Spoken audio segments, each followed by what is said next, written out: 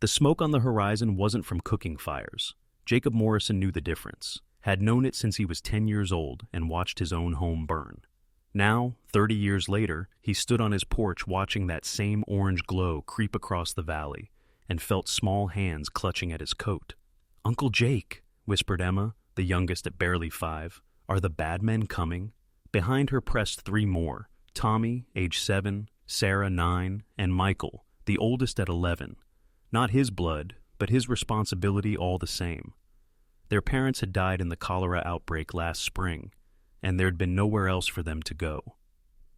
"All of you stay behind me," Jacob said quietly, his hand moving to the Winchester propped against the doorframe. The children pressed closer, fabric bunching in their small fists as they gripped his coat.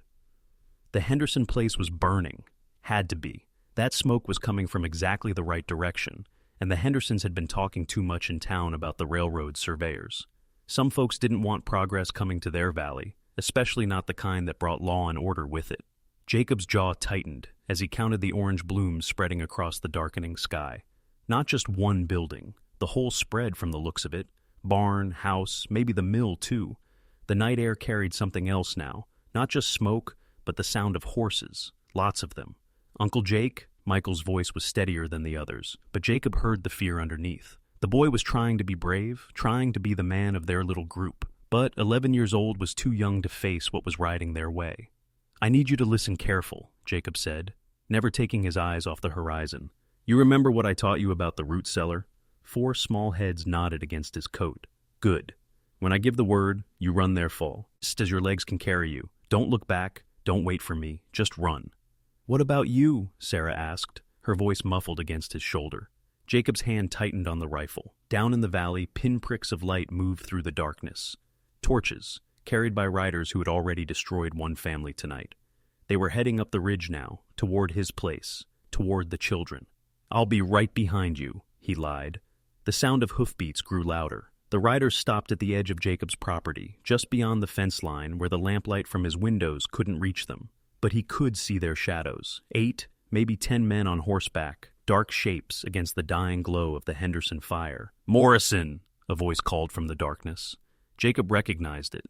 Wade Garrett, who owned most of the valley and thought he owned the rest. "We need to talk." Jacob's thumb found the hammer of his Winchester. Behind him, little Emma whimpered.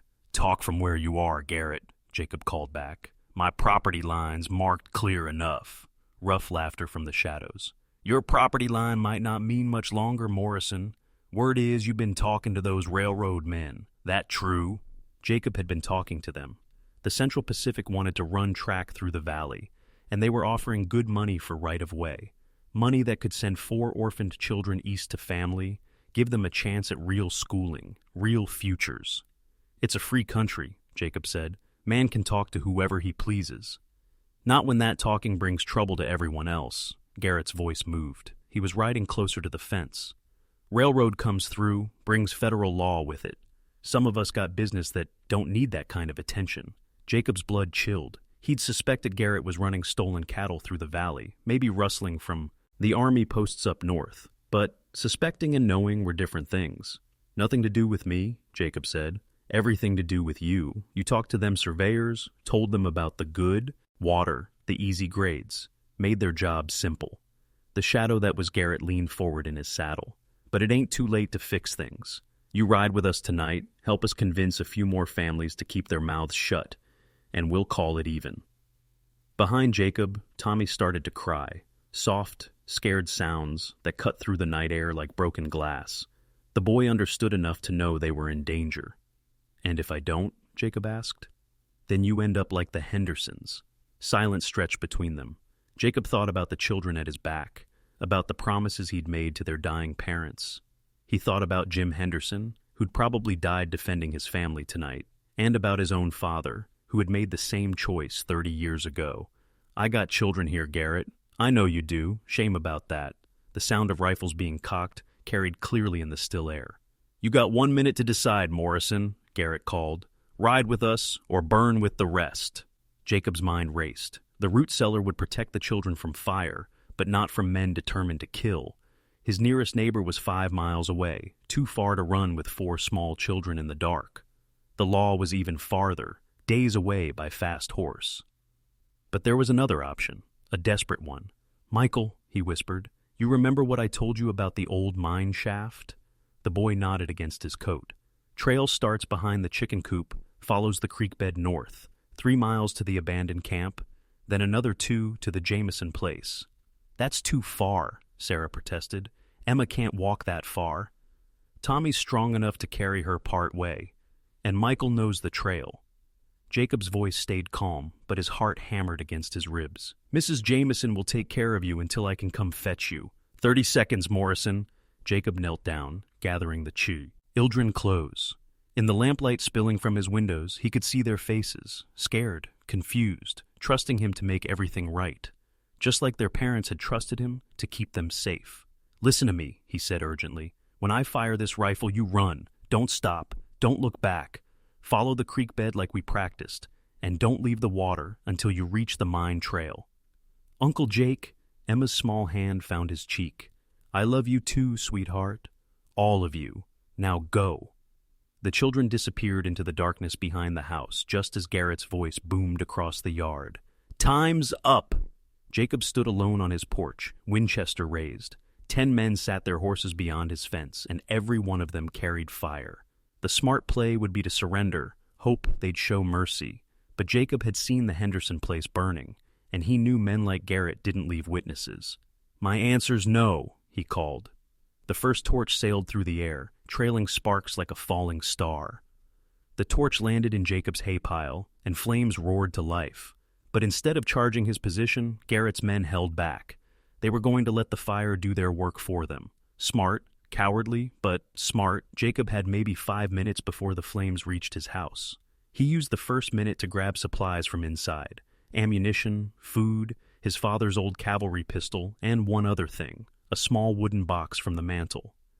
Inside the box were 4 letters, written in a woman's careful hand. Mary Morrison had been dead 3 years now, but before the fever took her, she'd written each of the children a letter for their 18th birthday. Words of love, advice, hope for their futures. Jacob tucked the box inside his coat and headed for the back door. The children had made it to the creek. He could hear them splashing through the shallow water, following his inst. Ructions. Michael was talking to them, keeping them calm with whispered stories about the old mining camp, about the adventures they'd have once they reached safety. Good boy. Jacob's throat tightened with pride. He followed the creek bed, staying low, using the sound of running water to mask his footsteps. Behind him, his house caught fire, flames licking at the windows where lamplight had shone just minutes before. 30 years of his life, burning away like newspaper. "Uncle Jake?" Emma's voice carried from the darkness ahead. "Right here, sweetheart." He caught up to them at the first bend in the creek. All 4 children were soaked and shivering, but they were alive. Michael had fashioned a crude carrying harness from his shirt, and Emma rode on Tommy's back, her small arms wrapped around his neck. "How much farther?" Sarah asked. 2 miles to the mine, then 2 more to the Jamesons. Jacob checked his pocket watch by moonlight. "We can make it before dawn if we keep moving." They walked in silence for a while, following the creek bed north toward the abandoned mining country. The water was cold but shallow, and it would hide their tracks from any pursuit. Jacob hoped Garrett's men would assume they'd died in the fire, but he wasn't counting on it. "Uncle Jake," Michael said quietly, "are we going to be okay?" Jacob looked at the boy's serious face, saw the man he'd become in a few more years, if he lived that long. "Yes," Jacob said, "we're going to be just fine." It wasn't a lie, not exactly. They would be fine, once he got them to safety, once he made sure Garrett could never threaten them again. The sound of distant hoofbeats echoed off the canyon walls. The hoofbeats were getting closer. Jacob pushed the children harder, splashing through the creek bed toward the mine trail. Emma had fallen asleep on Tommy's back, and Sarah stumbled with exhaustion, but they kept moving. "There," Michael pointed ahead. "The old head frame." The abandoned mine rose from the canyon wall like a skeleton against the stars. Jacob had explored these tunnels as a boy, knew every passage and dead end. More importantly, he knew they connected to other mines, other ways out of the valley. "Into the tunnel," he whispered, quick and quiet. They disappeared into the darkness just as torches appeared downstream. Garrett had brought his whole crew, and they weren't giving up easy. Jacob counted the lights, still 10 men, maybe more. Stay here, he told the children. No matter what you hear outside, you stay put until I come back for you. Uncle Jake, no, Sarah grabbed his arm. Don't leave us. Jacob knelt beside her, pulling out the wooden box.